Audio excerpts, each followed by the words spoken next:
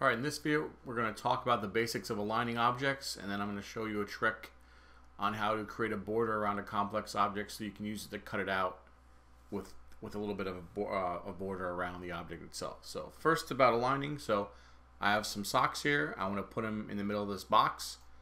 So I could try to put them there as best I can, but I'm not going to be able to get them perfect. But I can use the Align tool. So if I hold Control-Shift-A, it brings up the Align dialog. And what this allows me to do is take different objects and orient them with respect to each other. So up here on top where it says relative to, this is usually set to selection area by default. I like using first selected. And when you do this, what it's going to do is it's going to take whatever I select first. So if I select the box, that's not going to move. I'm going to hold down Shift and select something else, like the socks. And now when I click these buttons, it's going to align those to each other. For example, this puts the right side of the socks touching the left side of the box.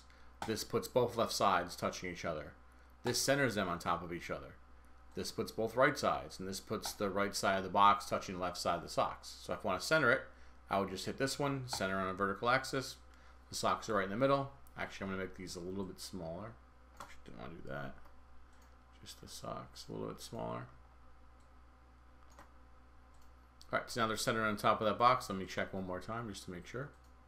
Yep, and if I want to also center them vertically, I can click the button below it. So this centers things up and down. These center the object sideways. So now they're centered perfectly up and down and side to side.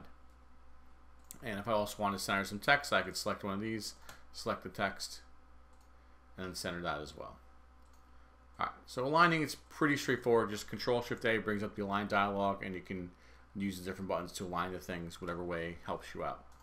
The second thing I want to do is, let's say I wanted to put these socks on this box here, but I kind of wanted, if you look at the top, it'd be nice if there was an outline that kind of went around them and around them on the bottom, so I can cut them out and have something a little bit nicer looking instead of just having these things hanging over the edge. So I'm going to quickly show you how to do that. First thing I already had traced these socks. These are actually shapes.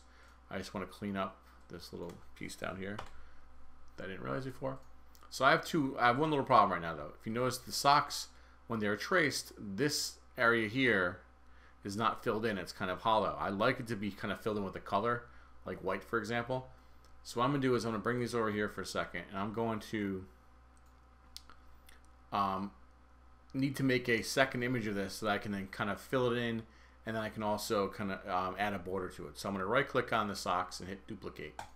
So now I have two copies of them. I'm going to put one to the side for now.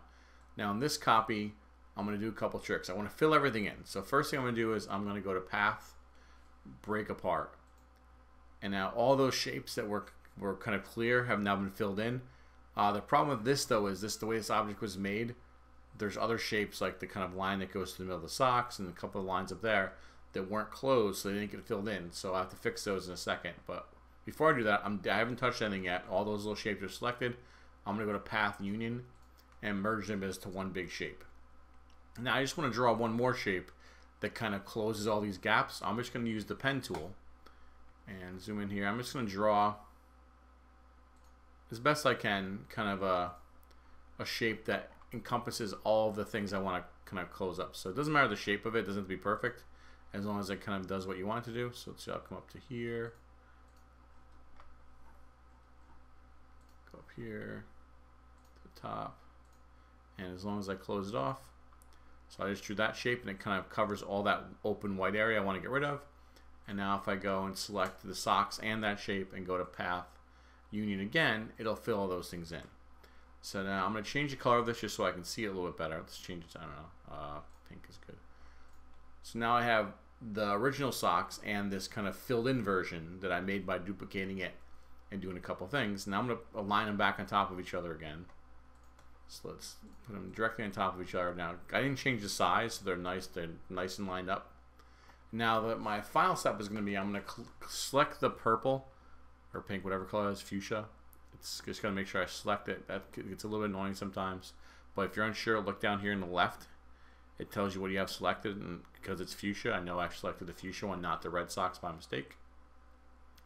And now what I want to do is I want to actually take that and I'm going to make it a little bit bigger. So I'm going to go to Path, Dynamic Offset. And you notice a little tiny white square show up here.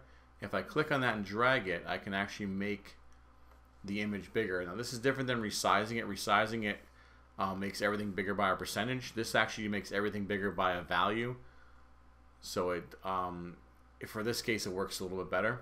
So we call this offsetting. I'm taking the outline of the fuchsia socks and I'm basically taking all the outside points and moving them away the same distance wherever I pull this. So I'll go to about, I'm just going to kind of visually look at this. That looks about good to me.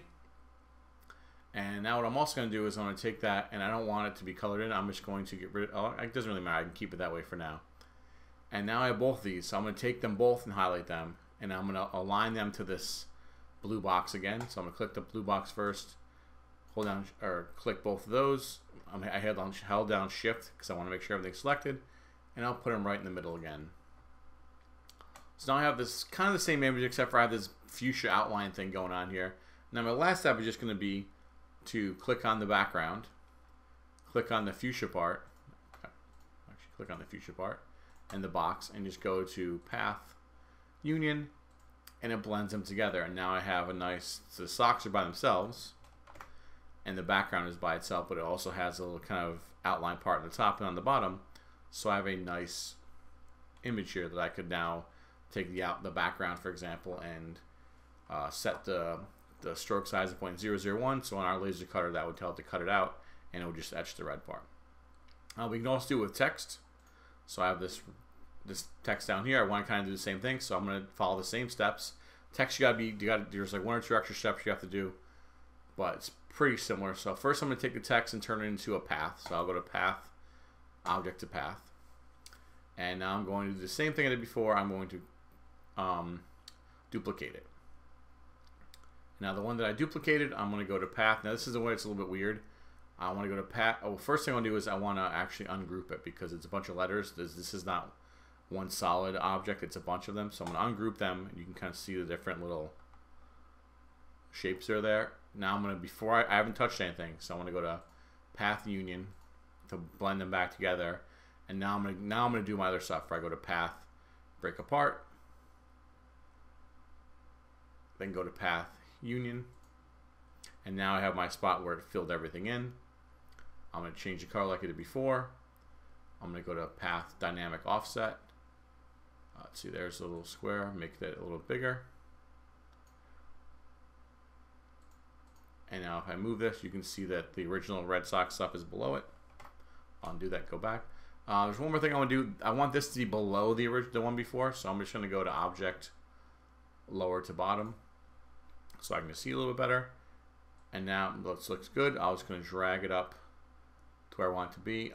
Actually, let's move these both to the top. So I'm going to go to Object, Raise to Top here, so it's on top of the socks here. And now, let's see, maybe we can click on it again. I can rotate this a little bit. Maybe move it up a little bit. And now what I want to do, I want to do the same thing. I want to take the fuchsia part, click on that, and merge it with the blue background. I shift click both of them, Path, Union. Now I have that border part added on. Let's make sure it's connected. And I'm just going to go back last thing, and I'm going to get rid of the outline on the Red Sox part. So I'll just shift and make the outline not there. And now I have a nice image.